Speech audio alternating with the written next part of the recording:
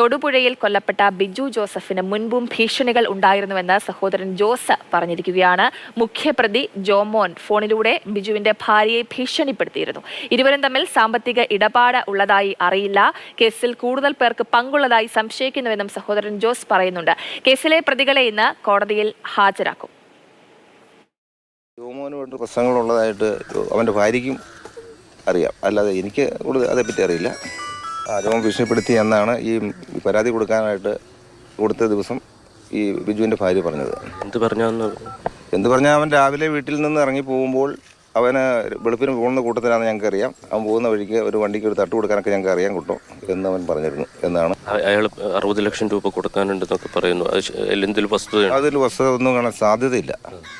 ഇവർ തമ്മിൽ എങ്ങനെ പരിചയപ്പെടുന്നത് ഈ ജോമോൻ എന്ന് പറയുന്ന ആള് കേറ്ററിംഗ് സ്ഥാപനം നേരത്തെ നമ്മൾ നടത്തിക്കൊണ്ടിരിക്കുന്നത്. അപ്പം ഈ ബിജുവിന് വർക്ക്ഷോപ്പ് ഉണ്ടായിരുന്നു, വാഹനം ഇതിൻ്റെ. ആ വർക്ക്ഷോപ്പിൽ വണ്ടി പണിയാൻ വന്നുള്ള പരിചയമാണെന്നാണ് പറയുന്നത്. ആ പരിചയം അവർ കൂടുതൽ അടുപ്പത്തിലേക്ക് വരികയും പിന്നെ ബിജു വർക്ക്ഷോപ്പ് നിർത്തി JCB ഇടപാട് നടത്തി. JCB നടത്തിക്കൊണ്ടിരിക്കുന്ന സമയത്ത് അവൻ്റെ കാലിന് ഈ കടുത്ത ഷുഗർ വന്ന് കാലിൻ്റെ അസ്ഥി പൊടിയുന്ന ഒരു രോഗം ഉണ്ടായിരുന്നു.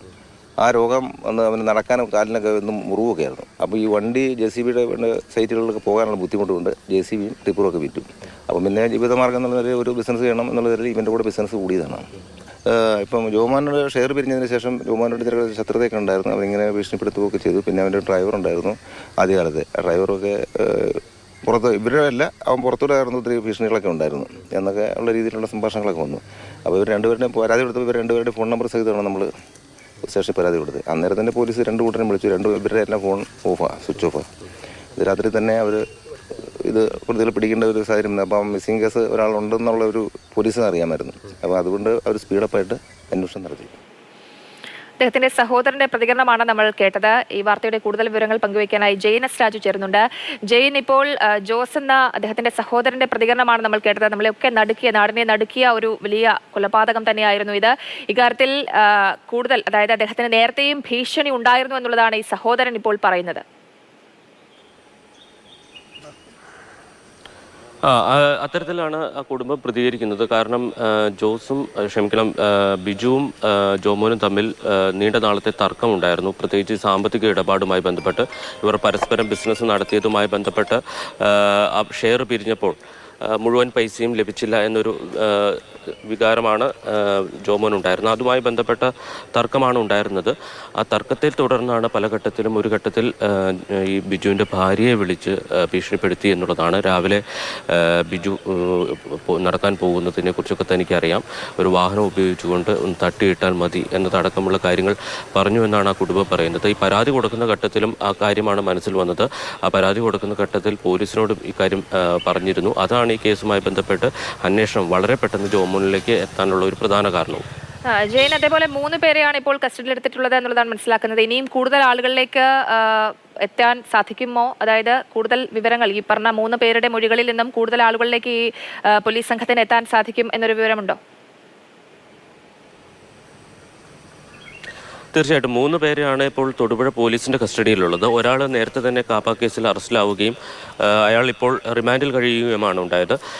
കൂടുതൽ പ്രതികൾ ഉണ്ടാകാൻ സാധ്യതയുണ്ടെന്ന് കുടുംബം സംശയിക്കുന്നുണ്ട്. നമുക്ക് നോക്കിയാൽ കാണാം, ആ ഭാഗത്താണ് ഈ പുലർച്ചെ 4:30 ഈ ബിജു പുറത്തേക്ക് ഇറങ്ങുന്നത് നോക്കി ഈ വാഹനത്തിൽ ഈ 4 പ്രതികളും കാത്തിരുന്നത് എന്നുള്ളതാണ് പോലീസിന്റെ ഒരു കണ്ടെത്തൽ. ആ ഭാഗത്ത് വാഹനം നിർത്തി കാത്തു നിൽക്കുകയായിരുന്നു. അതിനുശേഷം രാവിലെ പുലർച്ചെ 4:30 ബിജു പുറത്തേക്ക് പോയപ്പോൾ ബിജുവിൻ്റെ വാഹനത്തെ ഈ സംഘം പിന്തുടരുകയായിരുന്നു. ഇവിടെ നിന്ന് ഏതാണ്ട് ഒരു 1/4 കിലോമീറ്റർ ദൂരത്ത് വെച്ച് ഈ വാഹനം ഇടിച്ചു വീഴ്ത്തുകയും അതിനുശേഷം ബിജുവിനെ പിടിച്ച് കൊണ്ടുപോവുകയുമാണ് ചെയ്തത് എന്നുള്ളതാണ് നമുക്ക് ലഭ്യമാകുന്ന വിവരം. എന്തായാലും വളരെ നമുക്ക് മനസ്സിലാവുന്നുണ്ട്. ജെയിൻ പറയുന്ന അനുസരിച്ചിട്ടാണെങ്കിൽ കൃത്യമായ ഒരു ആസൂത്രണം ഇതിൽ അവർ എടുത്തിട്ടുണ്ട് എന്നുള്ളതാണ്. അതേപോലെ കാറ്ററിംഗ് ആവശ്യങ്ങൾക്കായിട്ടുള്ള ഒരു ഗോഡൌൺ, ആ ഗോഡൌണിലേക്ക് ഈ മൃതദേഹം മാറ്റുന്നത് അടക്കമുള്ള കാര്യങ്ങൾ, ആ നാട്ടുകാരുടെ പ്രതികരണം നമുക്ക് കേൾക്കുമ്പോൾ ഇങ്ങനെ ഒരു സ്ഥലം അല്ലെങ്കിൽ ഒരു അറ അതിനുള്ളിൽ ഉണ്ട് എന്നുള്ളതൊന്നും അറിയില്ലായിരുന്നു എന്നതടക്കമുള്ള കാര്യങ്ങൾ പറയുന്നുണ്ട്. അപ്പോൾ കൃത്യമായ ഒരു പ്ലാനിങ്ങോടുകൂടി തന്നെയാണ് ഇവർ ഈ ഒരു കൊലപാതകം ആസൂത്രണം ചെയ്ത് നടപ്പിലാക്കുന്നത്. തീർച്ചയായിട്ടും അങ്ങനെ തന്നെയാണ്. കൃത്യമായ ആസൂത്രണമുണ്ട്. ഇതിനു മുമ്പും ഈ ജോമോൻ കൊട്ടേഷൻ നൽകിയിട്ടുണ്ട് എന്നുള്ളത് പോലീസ് തന്നെ സ്ഥിരീകരിക്കുന്നുണ്ട്. ഇതിനു മുമ്പ് എങ്ങനെയാണ് അത് പരാജയപ്പെട്ടു പോയത് എന്നുള്ളത് വ്യക്തമല്ല. പക്ഷേ ഇതിനു മുമ്പും ബിജുവിനെ കൊലപ്പെടുത്തുന്നതിന് വേണ്ടി ഒരു കൊട്ടേഷൻ നൽകിയിരുന്നു. അന്നത് പരാജയപ്പെടുകയായിരുന്നു. അതിനുശേഷമാണ് രണ്ടാമത് വീണ്ടും ഈ പിടിയിലായ ഒരു പ്രതി വഴി ഈ കൊട്ടേഷൻ സംഘങ്ങളിലേക്ക് എത്തുന്നത്.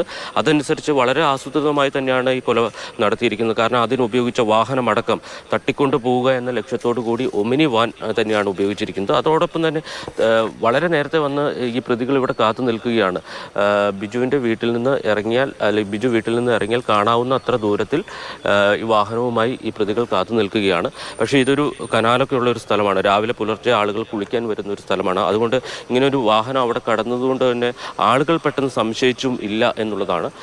എന്തായാലും ഈ വഴിയാണ് ഈ പ്രതികൾ ബിജുവിനെ പിന്തുടർന്ന് പോയത്. അതിനുശേഷം അവിടെ അത് മെയിൻ റോഡാണ്. ആ മെയിൻ റോഡിൽ നിന്ന് വലത്തോട്ട് തിരിഞ്ഞാണ് തൊടുപുഴ നഗരത്തിലേക്ക് അടക്കം പോകുന്നത്.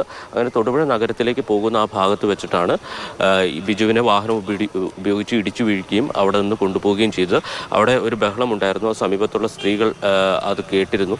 അവർ പോലീസിനെ വിളിച്ച് അറിയിക്കുകയും ചെയ്തിരുന്നു. ഒരാളുടെ വലിയ കരച്ചിൽ കേൾക്കുന്നുണ്ട്. പക്ഷേ പോലീസ് അവിടെ വന്ന് നോക്കിയപ്പോൾ കാര്യമായ ഒന്നും കിട്ടിയില്ല. കൂടാതെ ഒരു മിസ്സിംഗ് പരാതി വരുന്നത് പിറ്റേ ദിവസം മാത്രമാണ്. അതുകൊണ്ടാണ് ആദ്യഘട്ടത്തിൽ പോലീസിന് ഇക്കാര്യത്തിൽ ഇടപെടാൻ കഴിയാതിരുന്നത്.